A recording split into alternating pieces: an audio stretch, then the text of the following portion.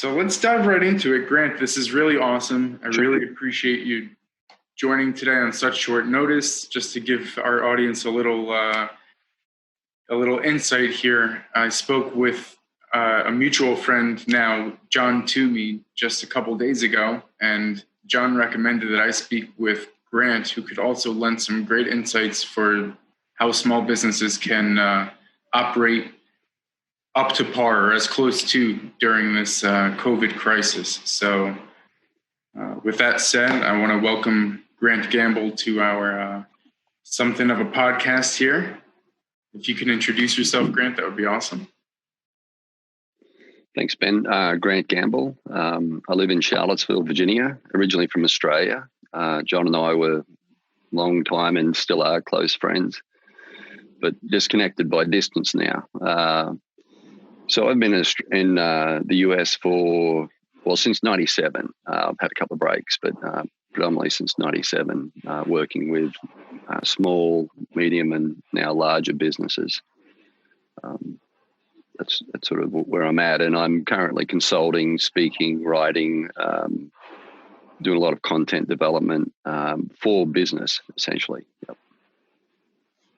And the focus of the content, if I'm not mistaken, is the mindfulness of owning and running a business successfully, and how mindfulness, and Grant will expand on that term, but how mindfulness is actually a very important part of running a business, particularly now during this crisis. Absolutely. It's probably more important today than it's ever been. There's so much stress in the business environment. Doesn't matter, what country you're in. Doesn't matter what sector you're in.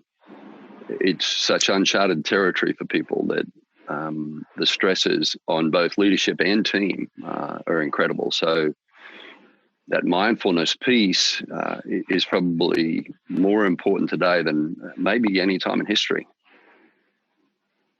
And so what sort of, let's say like big high level insights could you provide in terms of what mindfulness really means, and maybe like a concrete example of how some of our small business owners in the community could take some actionable steps towards being more mindful, and how that could lead to better success or even survivability during this crisis? Sure. So mindfulness is in some ways about being present and being engaged. And we might say, we're all present, we're here, we're in the moment. But very often, and particularly for small business owners, I've been a small business owner, and the pressures that are on that small business owner, or even mid-sized business owner or senior executive in a big company, are inordinate. And the distractions that you get, just constant email pings, text messages, and all the things that are going on, it's very hard to get, or very easy to get disconnected from your team. And ultimately, it's all about people. It doesn't matter what the business is. It doesn't matter what sector you're in. It's so much about people. And the mantra, in my recent book that I've written, Affinity Principle, I talk about people first always. And that's really the tenet of the mindfulness piece that I'm speaking to. When you can create and maintain that engagement and connection with your people, you'll find that their stress diminishes, your ability to direct, coach, and support them increases.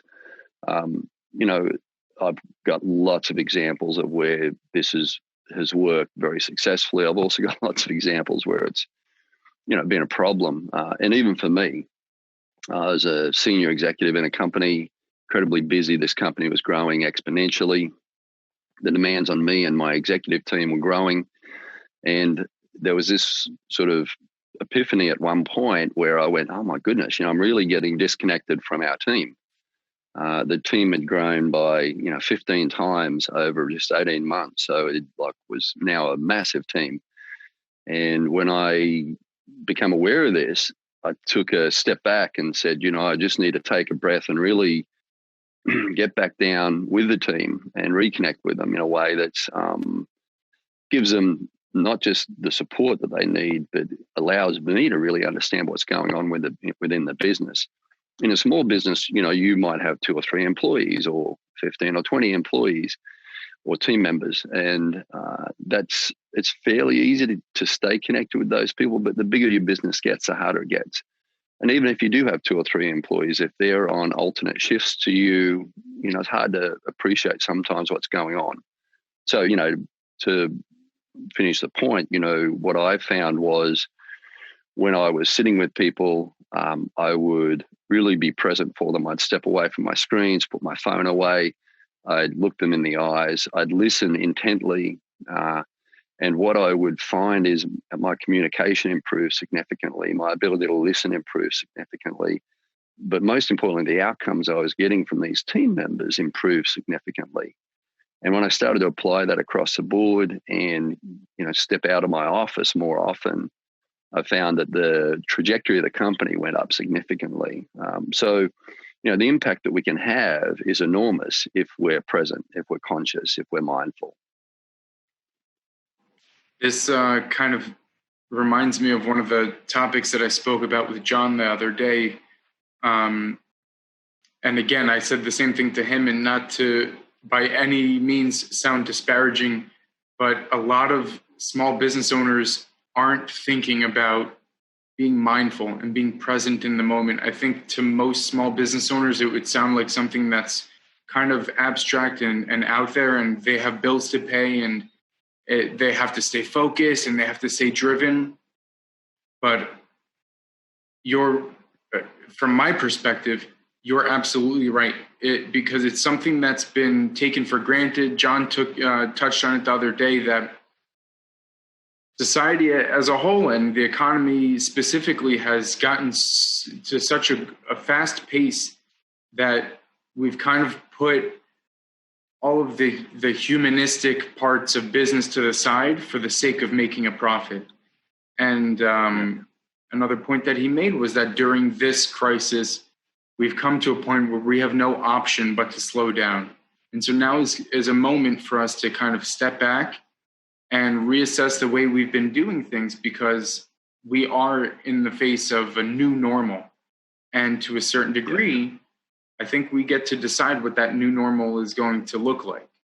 So Absolutely. On that note, I'm totally with you that this is a really important thing to speak with people, particularly during a difficult time, to understand what the pain points are, not just for your employees, but for your Absolutely. Suppliers, for your partners, for everybody. Vendors, stakeholders, absolutely. Ben, and that was the point I was going to add to that on the heels of what you're saying.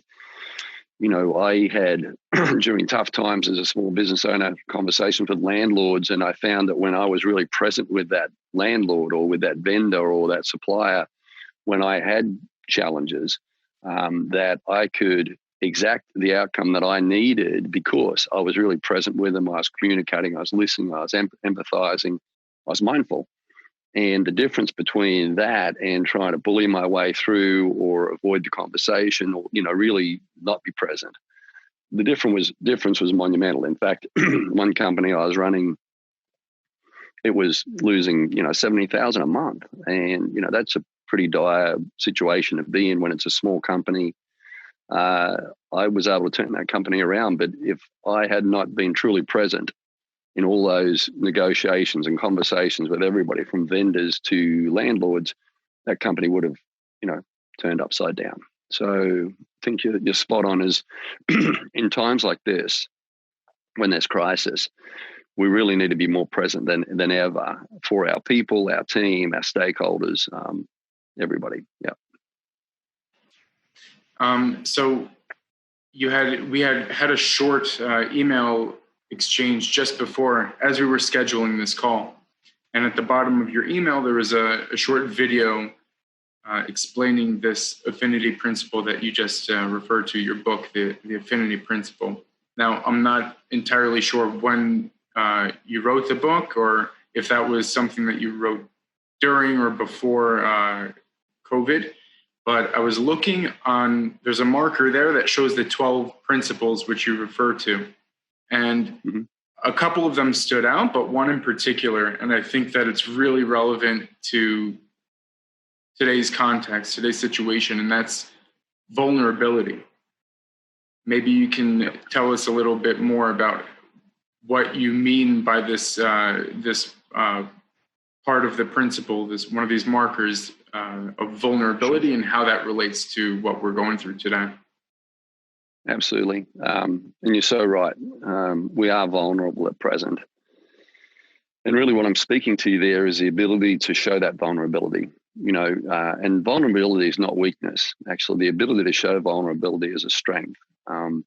When your team can see the pressures that they're under, you're under, we're under, that vulnerability actually draws them in. And my point in the book about the vulnerability piece is, that it exacts trust in large measure when people go, this guy's real. Like he's suffering just like we are. That ability to share, your inner self is significant. I'd also call it transparency. A lot of times I've had debates in C-suites, for example, in executive suites about how much we share with the team. And I'm always going to err on the side of transparency, because even though sometimes it's not a rosy picture, people that, have good intentions, and hopefully, the team members you gather around you have good motivation, are going to want to help in that situation, not abandon ship, if you will. So I think vulnerability is tantamount at present, and it is a mindful state. It's the ability to let go of ego, and admit that maybe things aren't everything that you'd like them to be. And it is one of the core tenets of the affinity principle. I've got the book here. It's it actually gets released in August, but it's the 12 principles are sort of the center point of it, and you sort of pick the eyes out of it really for what's going on right now. Yeah, I did a little bit of research, and I'm not going to lie. But yeah, it's again, just to go back to what I was saying earlier, some of these principles seem like a little bit out there and seem like right now might not be the moment to think mindfulness. Again, there are bills to pay. People are trying to find funding and looking at the government, looking at lenders, and trying to find a way to just survive. So if there, I guess, was one major takeaway, one piece of advice that you would give to any and every business owner, regardless of size, regardless of industry, what do you think that piece of advice would be? Very definitely communication. I've come into a lot of failing businesses, a lot of startups, and without exception, the ones that were struggling were the ones that were struggling with communication. And that's communication with team members, stakeholders, investors, vendors, customers. What I've seen of the clients that I work with during COVID is the ones that are being successful, the ones that are navigating this well, pardon me, are doing it with great communication. And there's great examples. There's one, it's a social club I work with called the Common House. And these guys were on a really good trajectory before COVID. COVID hits and suddenly people can't socialize, they can't go to the club or clubs. And they've done a tremendous job communicating, and they've been able to maintain the dues structure. They've pivoted, but everything that they've done has been communicated beautifully. And they're a great example of how a business can flourish in this time, even though it's counterintuitive. So yeah, communication would honestly be the baseline as I see it, Ben.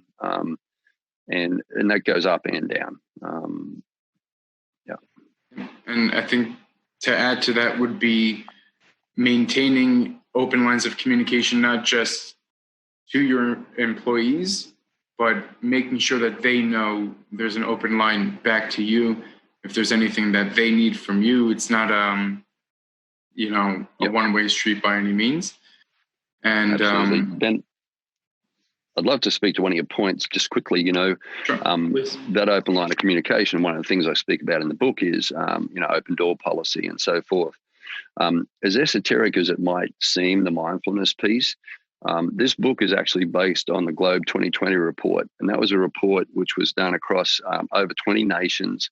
They studied thousands of CEOs and executives, and they mined into the mentality within the teams of these executives to find out what were the key factors, what were the real reasons why these people followed these leaders or found these leaders, inspiring, or they, respected these leaders. And that's one half of this book. And the other half is the Gallup engagement study. And that, again, is not some esoteric work piece. This is, Gallup's done literally hundreds and hundreds of thousands of these engagement studies. They've got longitudinal data on this. And the data says very clearly that the things, and again, the principles that I'm peeling out of that study exist in this book, where they're speaking to the very specifics that allow team members to engage and to become fulfilled within their work, and therefore do a better job for even the smallest business owner. So, mindfulness really is wrapped around, those are two significant studies, and they're amazing bodies of work that I've wrapped into this book to really distill the learnings into a mindfulness, platform. So as esoteric as the word mindfulness may seem, what both of these significant bodies of data are saying is that if you don't do it, you're not going to be as successful as the business it does. Very good. Is there any, rather, are there any useful resources that our viewers can find on your website, or is there maybe a webinar or some of these worksheets or fact sheets that you might have to share, or anything at Absolutely. all? Absolutely. So I've got a bunch of blogs, a bunch of articles on my website. The website is grantandgamble.com. Ian is my middle name, so it's. I'll put it in the description of this video also. Thank you. So there's lots of articles and lots of material. I've done a lot on COVID there, so there's a lot of pieces of, just bullet point lists. I've just finished a blog post I was telling you about yesterday, and it's about pivoting and adapting to the new COVID reality. And what that's focused on is reopening strategy, pivoting, leveraging, what you had into this new world order. You said it really well at the beginning. We've got a chance to shape our businesses here.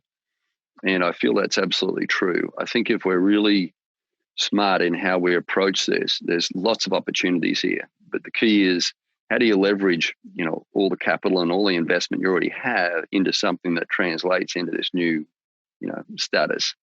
And that new blog post, that'll go up in the next couple of days. It'll be up on LinkedIn. It'll be on my website.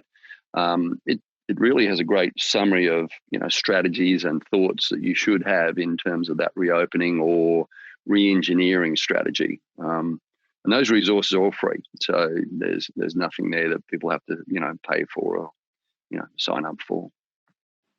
Awesome. So as I usually do with these interviews, I did send you a few questions, and I think we touched on most of them. Was there anything else that you think would be worth highlighting here? One of the things you asked about was, what's changed in my business, and, what's sort of the intent going forward. And a question then relates into that, the book came about because of COVID.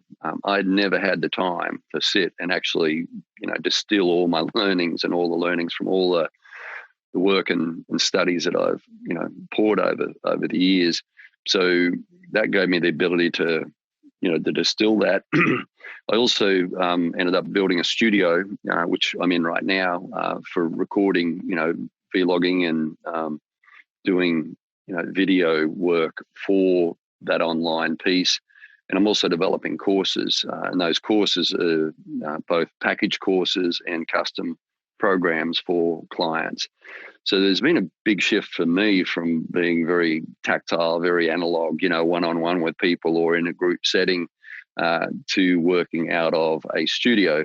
But in doing so, it's allowed me to leverage some of this so that I can multiply the impact that I can have. So Again, I feel like the shifts for me are going to be shifts that a lot of other people are going to benefit from as well, because we're moving to an environment where a lot more people, I think, are going to work from home long term, and productivity can be really high in that environment done right. So, I think in summary, I think it is a new world order. You said at the beginning, this is probably going to be something that's going to be with us for a long time, and I think it's proven to a lot of companies, which is interesting, Ben, that you can have a majority of your workforce work from home productively, and that was probably resisted by a lot of maybe managers who haven't had a lot of technical experience or don't enjoy the tech side of things. And I think that's going to be a benefit to everybody, families, households, and businesses. And so I think my last question, and then unless you have anything else to say after that, I think we'll wrap it up. But this was a thought that crossed my mind just a minute ago, and you reminded me to ask this question, that indeed a lot of people are working from home. I am right now. And this presents a lot of challenges also. I mean, yes, we are living in the digital era, the era of technology, and it has so many perks. It has so many benefits. It's making a lot of things easier, or maybe even better.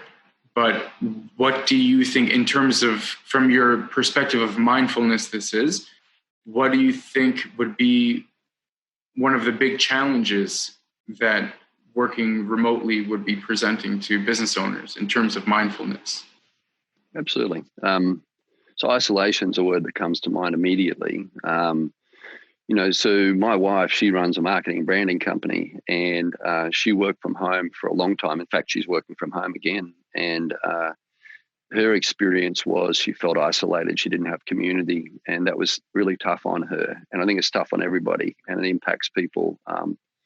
And so I think that, creating community in that, if you will, home environment, that's challenging. I'm actually working on a course right now for working from home effectively, and some of the strategies you can take.